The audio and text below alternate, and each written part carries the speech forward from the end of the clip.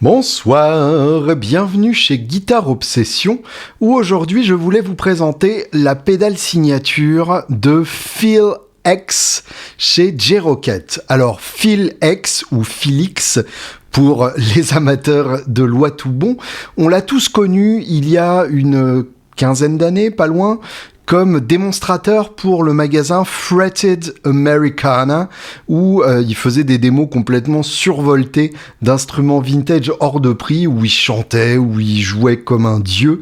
Et parmi les gens qui ont remarqué ces vidéos, il y a John Bon Jovi, le chanteur de Bon Jovi, qui est Bon Jovi, tout simplement, qui a contacté Phil X pour remplacer Richie Sambora au moment où le guitariste historique du combo est devenu ingérable.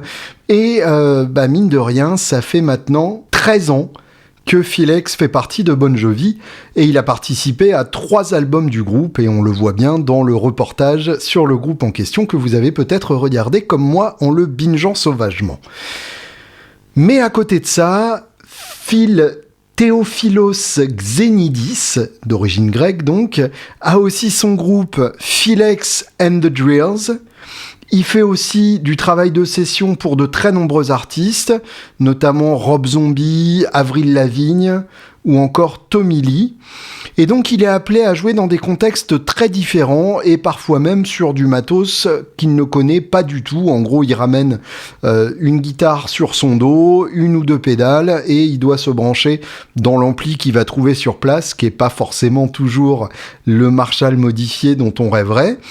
Et donc, c'est pour ça qu'il a fait appel à Rockett pour concevoir son overdrive ultime. Et qui de mieux que lui pour vous en parler. Pour une fois, je vais fermer ma gueule et ça va nous faire du bien à tous. J'ai eu la chance de croiser Phil X au Guitar Summit, donc le salon européen de la guitare en Allemagne à Mannheim. Et il m'a accordé une dizaine de minutes d'interview. Merci à Pierre Journel de la chaîne Guitare qui a eu l'extrême gentillesse de filmer cette interview. Et je vous retrouve juste après. Hey there, Mr. X. How you doing, man? Pretty great. How about you? I'm very excited. I mean, this is my belt buckle. That's a mighty big belt buckle. So I'm very excited about the PXO. It's an overdrive boost. I know I sound like a salesman, but I play guitar a little bit. So I might know what I'm talking about. It's one of your main hobbies, right? Exactly. That pays the bills too. And it's not a hobby. What? There's an overdrive section, which is the top buttons, and then there's a boost section. And something that I didn't know was useful until this pedal, which is the post-pre. Oh, right? yeah. I thought it was a myth, like noiseless power supplies. I thought that was a myth too, but there are noiseless power supplies. As an example, I would plug into my Friedman and put it on post, and this would be like adding to this would be a little and a lot. Right. And then when I plug into a small combo that's cleaner, I put it in pre and use the boost to make the amp sound a little bigger, and then use the drive as a drive. That makes sense, yeah. So, I mean, I didn't know that was what it was used for until you start messing around, right? So I've been using this circuit for about 6 months before I decided this is the circuit that I really, really, really want. And so when people say, what is it based on?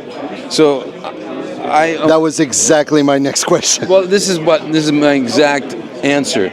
So the overdrive is based on the holy shit circuit. Okay. And the boost is based on the what the fuck circuit. Extremely rare and expensive. Yes. So this is holy shit, and this is what the fuck. But my whole point. I think that was the other way around. I've been saying it all day. No, I've been saying it all day, and it's because people a lot of people base their circuits on, say, for the Klon. There's a lot of Klon clones. A lot of people base it on the Tube Screamer. I'm not either one of those guys. Okay. I like to get Malcolm Young out of my amp with maybe a little dirtier, and then have a little pedal to turn it into Van Halen. Right.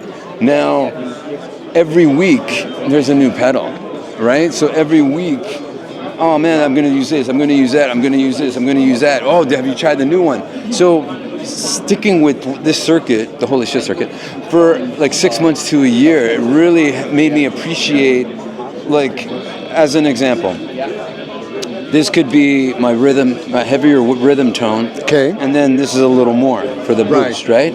Now, if I'm on the road with Bon Jovi, for instance, I used to use 2 or 3 overdrive pedals to get 2 or 3 different flavors. Right. Now this is one with 2 flavors. So if I need the blistering Born to Be My Baby solo, I use the drive. And if I need a little more and thicker sound for Lost Highway, I would just use the boost, put this guy over here and this guy over there, and then you get that. So I do 2 things with an overdrive. One is, say this is the volume, I put that all the way up and I put the gain all the way off. Right. And then carve with the treble and bass. And then you have, say, a little more gain, and then I'll turn this back to before noon, so there's no compression. Right. And then again, you can carve. My favorite thing about the treble knob is it doesn't get too shrill, and it doesn't get too dark. Right. And then the bass knob, when I turn it all the way up, it doesn't do this. So the clarity remains. Whether I'm talking about pickups or whether I'm talking about overdrive pedals, I want clarity. Right. So hence the P90s. Yes, and this does exactly. And this does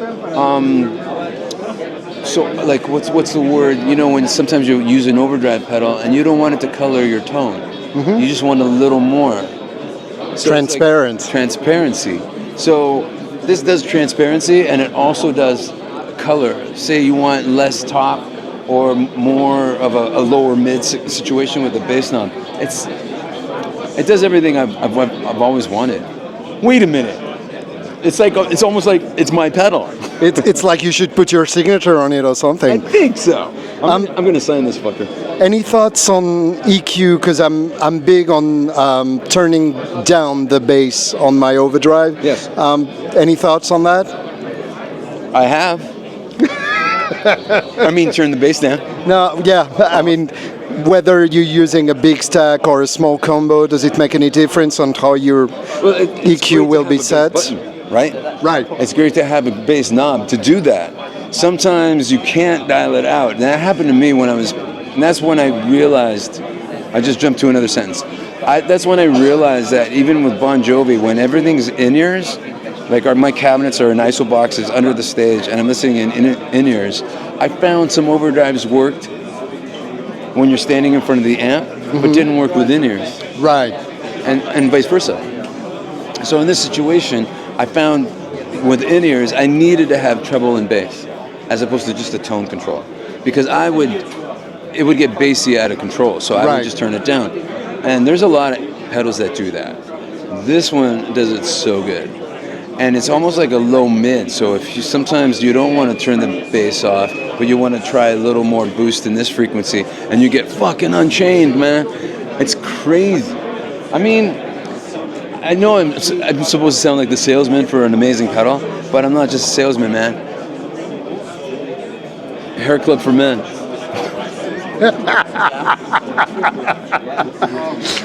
You know what I meant, right? Yeah, absolutely. Yeah. So I'm very excited about it. It just came out today. It's the 27th at Guitar Summit here, and I posted the video this morning. And all it was, I wanted people to hear it. It was my Friedman, and with not a lot of gain. And I was using this, and I was using my Gold Top Les Paul with my Arcane PX8 pickup, which has an Alnico 8 magnet in it. And I just played like 4 licks, and it sounds so fucking good. And no delay, no reverb, it was just. And that's what I wanted want people to hear. A lot, sometimes things get masked by the more, processing you put on top of a tone. Right. You're not going to hear the true tone, so I just had to keep it true. And I'm very proud. Just those 4 licks. You hear, I pick fast, I pick a little vibrato, a little long note here. I mean, it's all there in like 10 seconds. And I probably should have hit a chord now that I'm thinking about it. Because that's important too. I like no Stop separation. the press. Right? Wait! I gotta delete and put up another video, but I can't do it because I'm not at home. But I love note separation from string to string. When you hit a chord, I want to hear every note in that chord. And because it just speaks more. Right. Lastly, of course, what's most important about it, your choice of knobs. Dude, They're amazing. I might have stolen from the Air Child. Maybe the Airchild stole it from you, though. Yeah, that's my story. I'm sticking to it. I love stuff that's ugly sometimes. You know, guitars. I love not the relic thing, but making something personal. Right. Right? And it could be a torch, it could be paint remover, it could be anything. But this pedal, I love old gear. And this has the whole knee vibe and the whole, and I love the plate. The name on a plate. Come on, it's a badge. It's a badge of Brock. You know it's going to sound good. You do, right? Look at that smile. He knows. He knows. I'm looking forward to playing it, actually. Me too. I'm looking forward to you playing it. I'm playing it today. I got my master class and I got a gig tonight. So All right. I'm excited to give it. Thank you. Thank you, man.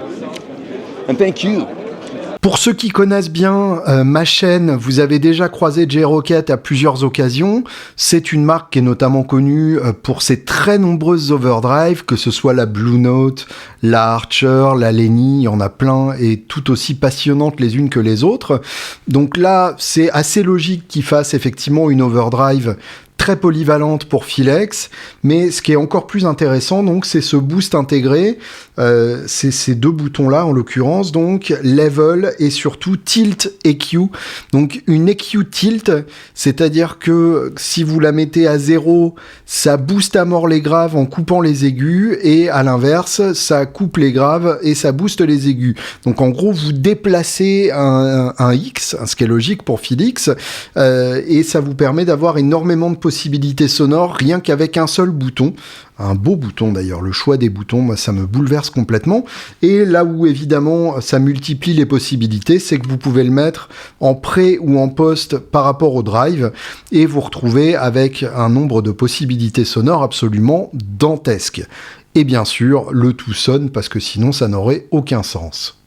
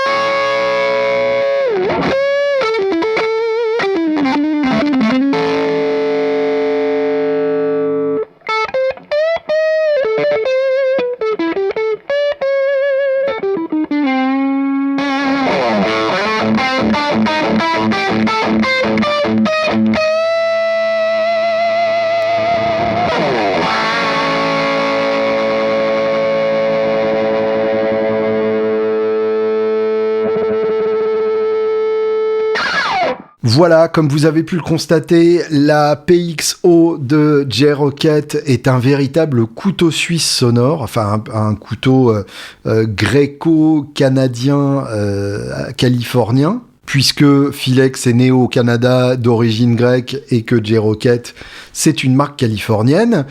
Et c'est un mélange qui est magnifique, évidemment, puisque ça donne une overdrive à l'épreuve de tout. Si cette vidéo vous a plu, n'hésitez pas à la liker, à vous inscrire à ma chaîne et surtout à sonner la cloche pour ne pas que YouTube vous oublie et pour ne pas qu'il oublie de vous signaler que je sors des vidéos parce que j'aime bien quand vous les regardez. N'hésitez pas aussi à vous inscrire à mon Patreon pour que je continue d'en faire avec toujours un égal bonheur. Et surtout, dans les commentaires, n'hésitez pas à nous donner vos recettes de couteaux suisses. Si vous faites régulièrement des concerts ou du studio, vous le savez comme moi, c'est toujours précieux d'avoir une pédale dont on sait qu'elle sonnera quelles que soient les circonstances et qui permettra de sauver éventuellement un concert si jamais on se retrouve avec du matos très moyen. Et des fois, c'est peu de le dire. Donc voilà. Rendez-vous dans les commentaires pour nous confier vos secrets de couteau suisse. Et je vous souhaite une excellente semaine.